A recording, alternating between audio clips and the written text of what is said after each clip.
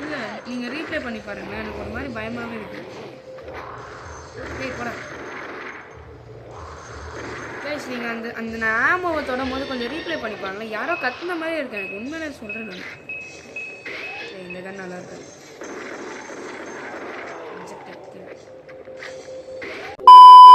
பார்த்து எங்க போயிட்டு இப்படியா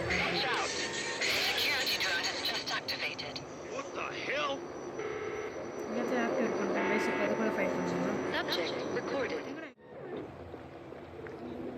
ஓ சாரி சாரி சரி சரி சரி சரி இன்னும் ஒன்று வரையா? இவன் வேகமாக ஓடி வரான் கைஸ். போடா சீக்கிரம்.